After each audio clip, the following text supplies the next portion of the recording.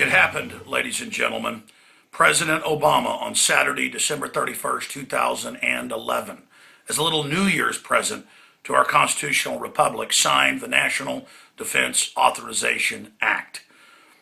And he had an accompanying signing statement saying, don't worry, even though it says we can secretly arrest U.S. citizens and throw away the key, we won't be implementing it this way. Of course, he could always change his mind, because here's the big lie. It was President Obama, Senator Carl Levin, of his own party. It was Senator Carl Levin who came out and pointed out, when he was getting the blame for this, that it was President Obama and his lawyers, and he produced the letter, that demanded and said that they would veto the National Defense Authorization Act and hold up the entire military appropriations if they didn't give Obama, the office of the presidency, the power to indefinitely detain U.S. citizens. But it goes further. There's all these creepy clips we've got on Infowars.com from C-SPAN of the authors and sponsors of it. Senator Lindsey Graham, Senator John McCain, Senator Carl Levin, Senator Joe Lieberman, and others saying, yeah, we're going to arrest citizens. Yeah, we're going to torture you. We want you to be afraid. You bet this is for U.S. citizens. That was back when CNN and other mainstream media deceivers were saying, it doesn't affect citizens, it doesn't affect citizens. That was so we couldn't get any opposition to it in the first month of it being developed. They would just deny over and over again that it affected citizens. But Ron Paul, myself, and others brought forward the fact that the subsections did say that, and we pointed out the video clips of the authors of it admitting it.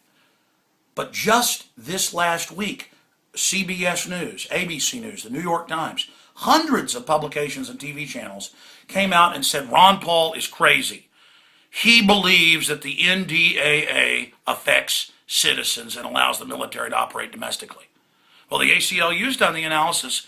It's a worldwide declaration of the entire planet as a battlefield, a worldwide declaration of war by the corporate interests that run our military and our government that have hijacked it. It allows the torture, secret arrest, indefinite detention forever of U.S. citizens. That's all on record. And there's been deception after deception. Remember, a month and a half ago, oh, it doesn't affect citizens. That big controversy. Then the senators that authored it said, you bet it does. And I'm going to show you where you can find those clips here in just a moment. Then Obama, lies within lies, came out and said, I'm opposing this bill. And then it freaked everybody out when he said, no, now I'm going to sign it. And it freaked people out even more when the senators came out, all of them, and said, don't blame us. We were told by the White House, do this or I won't sign it. Now Obama, in his signing statement, you can just type NDAA into Google News and you'll find it. It's on whitehouse.gov. He said today in his signing statement that he doesn't like the indefinite detention part for citizens, but the Senate wanted it, so that's what they got, but that he's going to disregard that because he didn't want to hold up military appropriations, when he was the one that said he would hold it up if they didn't. I mean, this is why the deception is so hard to pierce for the general public, who kind of just halfway pays attention to the headlines. And the media propaganda is targeting those of you out there that really don't pay attention. Remember the Patriot Act? They said that wouldn't affect citizens and was only for terrorists. Now they use it in family violence cases and cases of people dealing marijuana, thousands of times per state per year. Remember how they weren't going to spy on us without warrants. Now they just admit they are. Now the TSA's announced they're going to be at checkpoints all over the country, and they're actually running the checkpoints as we speak. This is a total takeover by criminal interests that have seized our nation, and they need to put this police-state grid in place to maintain and protect themselves from the public. The criminals need a tyranny in place so they can continue to get away with all the crimes they've committed. Now let me just briefly show you the facts right here. Number one, you've got the ACLU. This is just out today, December 31st, 2011, just a few hours ago. President Obama signs indefinite detention bill into law. And what do they say about it? They say clearly he has disgraced himself. You can read it right here. It says today is a blight on his legacy because he will forever be known as the president who signed indefinite detention without charge or trial into law. and this is worldwide. And some said, oh, this isn't for citizens. Really, Obama's been killing U.S. citizens without a trial, and setting the precedent and saying, oh, well, they're terrorists. But remember, the domestic Homeland Security documents we've gotten clearly states that the main focus is good old boys, conservatives, libertarians, gun owners, farmers, Amish. That's who the system's targeting. Now, here's Infowars.com. Obama administration demanded power to indefinitely detain U.S. citizens. Just type that in and you'll get this video with Carl Levin where he says, hey, during the debate, don't be blaming us for what happened.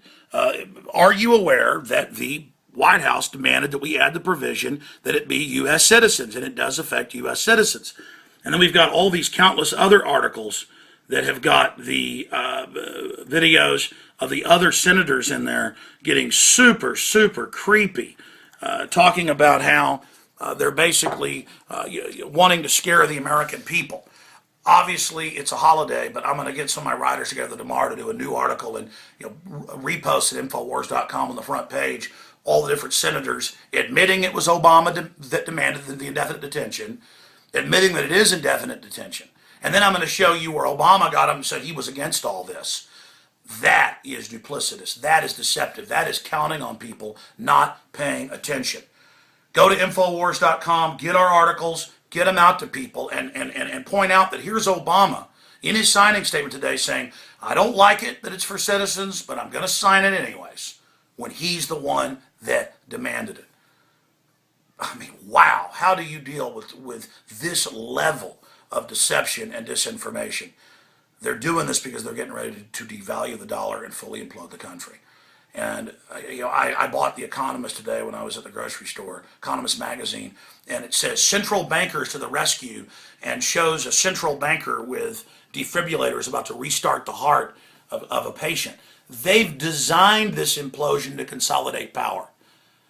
Every time things get worse, they get more power. Then it gets worse, they get more power. When the IMF and World Bank documents are public, how they plan to take over the U.S. and Europe and bankrupt it through derivatives. Things are going well for them. They're not screwing things up. When Hitler was invading France, things were going well. That wasn't a screw up. They're taking over.